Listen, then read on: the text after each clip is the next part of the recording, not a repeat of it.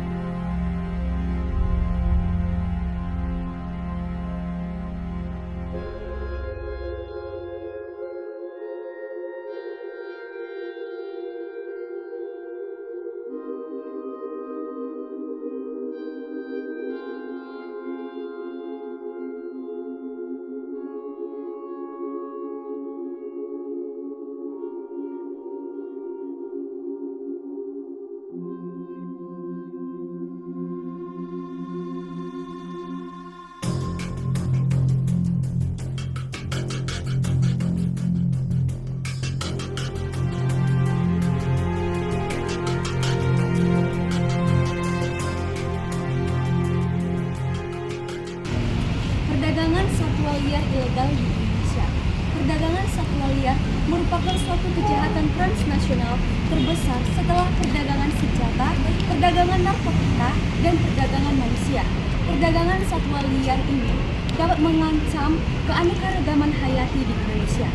Skala kejahatan dari perdagangan satwa liar di Indonesia ini meningkat setiap tahunnya dari 5-7% hukumannya dan tidak sebanding dengan kerugian yang berada pada lingkungan atau sering disebut sebagai low risk high reward crime. Indonesia sendiri memiliki banyak dan kaya akan keanekaragaman hayati, baik flora maupun fauna. Namun inilah menjadi target utama dari pemburu perdagangan satwa liar di Indonesia. Sebanyak 30.000 jenis satwa maupun hayati di Indonesia, 17%-nya berada pada Indonesia. Meskipun Indonesia dikenal sebagai negara yang memiliki daftar panjang satwa liar yang punah. Menurut IUCN, pada tahun 2011, 148 jenis mamalia, 119 jenis burung, 32 jenis reptil, dan 32 jenis amfibi merupakan kategori yang sangat kritis dan kategori yang endangered, serta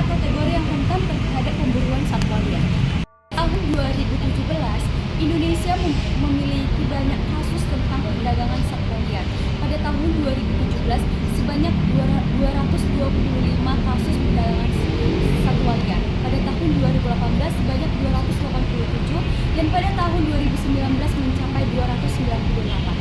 Adapun kerugian yang diakibatkan karena perdagangan satwa liar ini mencapai 7,8 miliar USD dolar per tahun. Kerugian negara yang benar-benar bisa dihitung bisa mencapai 9 triliun per tahun dan belum termasuk kerusakan dari ekologi, kerusakan ekosistem, dan hilangnya keanekaragaman hayati serta spesies tertentu. Tahun dari kasus perdagangan satwa liar ini diakibatkan karena permintaan pasar dari domestik maupun internasional yang mengancam kepunahan dari satwa liar di Indonesia, di mana adapun satwa liar yang diperjualbelikan oleh oknum-oknum tertentu, biasanya yaitu orangutan, harimau Sumatera, dan burung cendrawasih. Hewan-hewan ini dapat digunakan oleh oknum-oknum tersebut sebagai bahan obat-obatan, produk mode, dan lain-lain. Kasus perdagangan satwa liar di Indonesia salah satunya yaitu terjadi di Aceh, di mana perdagangan anggota tubuh satwa liar senilai 6,3 triliun rupiah. Ini dilakukan oleh pelaku yang berinisial DA.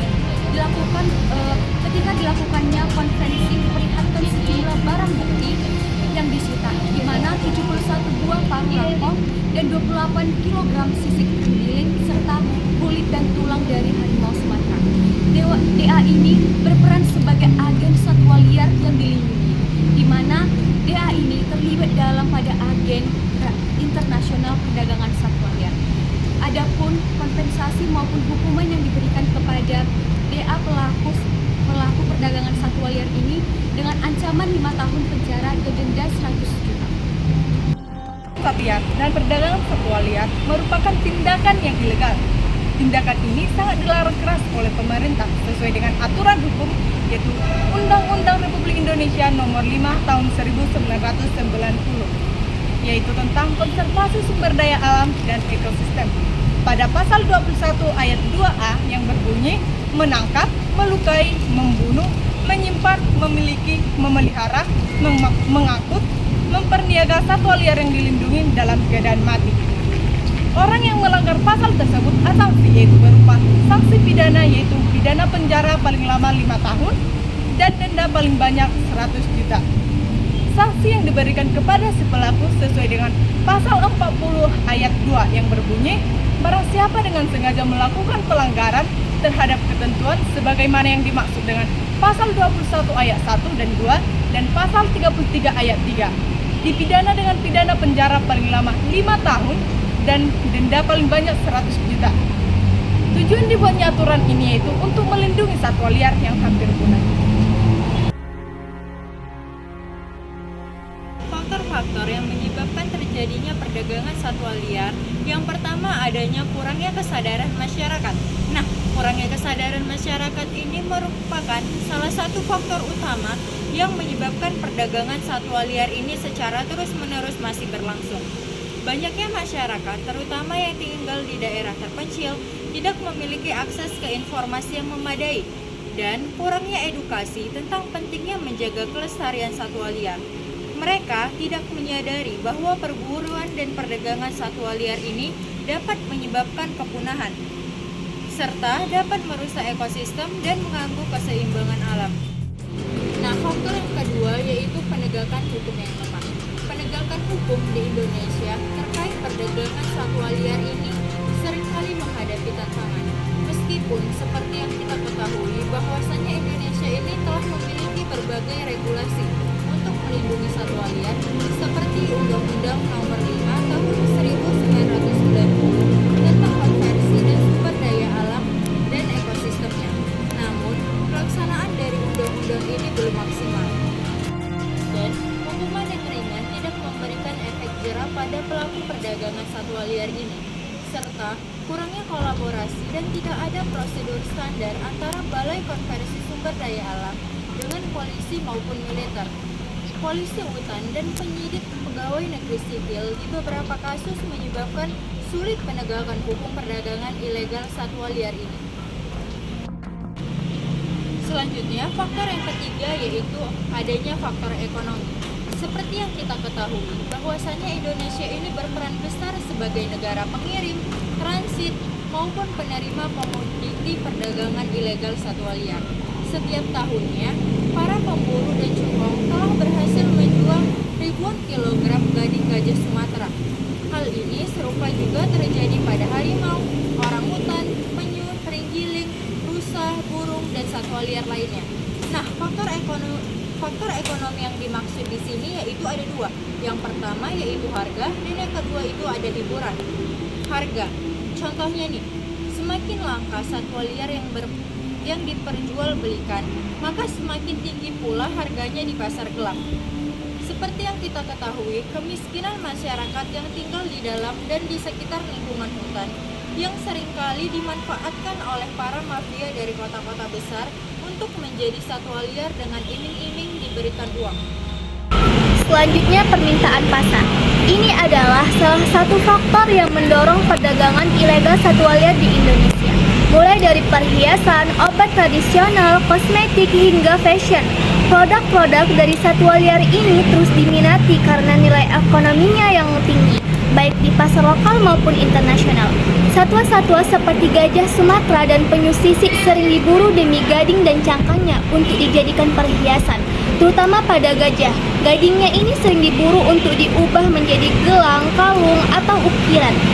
Gajah-gajah ini dibunuh hanya demi gadingnya, yang 1 kilogramnya saja bisa mencapai 30 juta rupiah. Sehingga di beberapa wilayah, terutama Sumatera, gading dijual meliputi pasar gelap dan diekspor ke negara-negara yang masih menginginkan barang mewah ini. Sementara itu, cula badak dan sisik terenggiling dianggap memiliki khasiat medis, khususnya sisik pada terenggiling yang terbuat dari keratin, yang konon dipercayai bisa menyembuhkan berbagai penyakit seperti radang sendi, meningkatkan produksi, dan bahkan menjadi obat kuat bagi pria. Sehingga sisik ini digunakan dalam lebih dari 60 produk herbal Tiongkok sebagai obat tradisional. Walaupun belum ada bukti ilmiah yang mendukung klaim ini, permintaannya sangat tinggi di negara-negara seperti Tiongkok dan juga Taiwan. Selain itu, bahan dari satwa liar juga digunakan dalam produk kecantikan teman-teman. Seperti contohnya minyak buaya dan lemak ular piton yang dianggap memiliki manfaat untuk kulit. Sementara itu di industri fashion, kulit buaya dan ular piton sangat diminati untuk membuat tas dan juga sepatu, bahkan di pasar internasional. Akhirnya banyak satwa langka semakin terancam kepunahan karena perburuan yang terus meningkat. Selanjutnya, faktor lingkungan seperti tradisi dan kepercayaan lokal memainkan peran penting dalam perdagangan ilegal satwa liar di Indonesia. Di banyak daerah, perburuan satwa liar sudah menjadi bagian dari budaya yang diwariskan turun-menurun. Misalnya di Papua, burung cendrawasih sering diburu untuk bulunya yang digunakan dalam upacara adat. Sementara itu di Maluku, kus-kus diburu sebagai makanan dalam perayaan adat. Dan meskipun jumlah kus-kus ini semakin berkurang, tetapi tradisi ini tetaplah berlangsung. Selain itu, kepercayaan lokal juga turut mendorong perburuan satwa liar ini. Seperti contohnya di Sumatera, sisik terenggiling yang dianggap punya khasiat penyembuhan, atau taring dan kulit harimau yang sering digunakan sebagai jimat yang diyakini melindungi pemiliknya dari roh jahat. Mitos tentang bagian tubuh satwa liar yang punya kekuatan magis juga memperburuk situasi. Dengan beberapa masyarakat mempercayai bahwa bagian tubuh satwa seperti testis harimau yang konon dipercayai bisa meningkatkan gairah seksual, atau telur penyu yang berfungsi seperti Viagra, yaitu obat yang digunakan untuk mengobati gangguan fungsi seksual pada pria, yaitu impotensi. Tradisi dan kepercayaan ini memang bagian dari identitas masyarakat. Namun jika tidak dikelola dengan bijak, hal ini akan mengancam keberadaan satwa langka Indonesia. Kemudian globalisasi. Globalisasi telah membuat perdagangan ilegal satwa liar di Indonesia semakin cepat dan mudah. Faktor-faktor seperti harga pasar internasional, tingginya permintaan ekspor, kemudahan transportasi, dan perkembangan teknologi digital mempercepat proses ini. Permintaan yang tinggi dari kolektor luar negeri untuk perhiasan, fashion, obat tradisional, atau kosmetik berbahan satwa liar terus memicu perdagangan ilegal.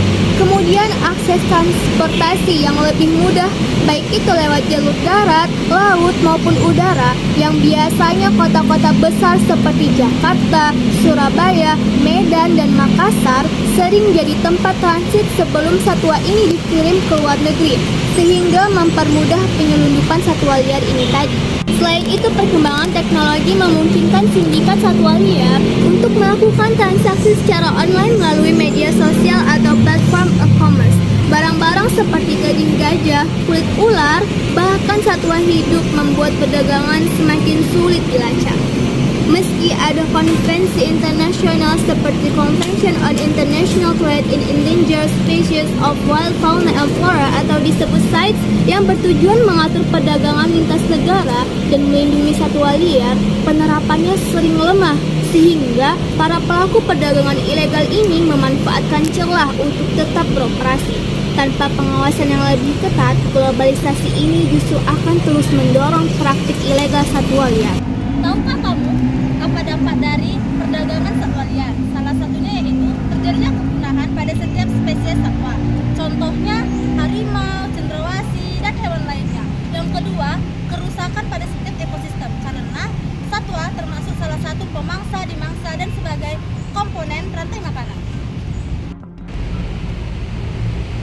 Dampak lain yang dipengaruhi oleh perdagangan satwa liar tersebut adalah penurunan keanekaragaman hayati, di mana dengan hilangnya spesies dapat mempengaruhi ekosistem, di mana mempengaruhi juga kepada spesies lain yang bergantung kepada satwa liar tersebut dan dapat menyebabkan penurunan keanekaragaman hayati. Dapat juga berdampak kepada manusia, yaitu seperti menularnya penyakit, masalah penyakit yang dapat ditularkan oleh satwa liar tersebut seperti penyakit virus Abole dan virus SARS. Perdagangan satwa liar ilegal merupakan salah satu masalah yang kompleks dan sangat mendesak untuk ditangani di Indonesia. Indonesia merupakan salah satu rumah bagi keanekaragaman hayati terbesar di dunia, namun juga menjadi tempat perdagangan satwa liar ilegal.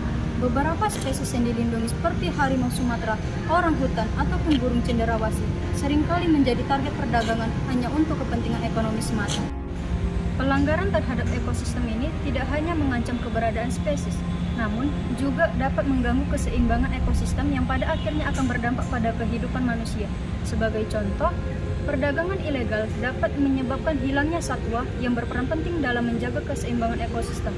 Contohnya yaitu seperti predator yang berfungsi dalam mengendalikan populasi mangsa. Ketika rantai ekologi terganggu, maka hal ini dapat memicu bencana lingkungan seperti kebakaran, banjir, ataupun perubahan iklim yang lebih parah. Dalam konteks ini, Pancasila harus dijadikan sebagai acuan etis untuk menangani permasalahan perdagangan satwa liar ilegal.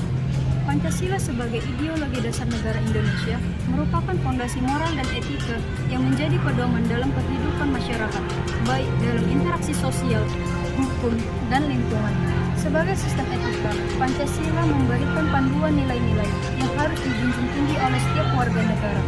5 sila dalam Pancasila memuat prinsip-prinsip dasar yang menciptakan harmoni dan keadilan baik di antara sesama manusia ataupun manusia dengan alam.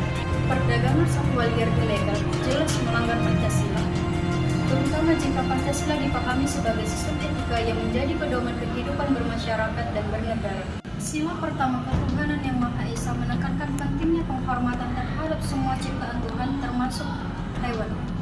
Perdagangan satwa liar ilegal menunjukkan kurangnya penghormatan terhadap ciptaan Tuhan karena kegiatan ini seringkali merusak keseimbangan ekosistem, menyebabkan penderitaan bagi satwa, dan mengancam kelangsungan hidup spesies tertentu. Sila kedua, kemanusiaan yang adil dan beradab, menekankan pentingnya perlakuan yang adil dan beradab, bukan hanya terhadap sesama manusia, melainkan juga terhadap makhluk lainnya.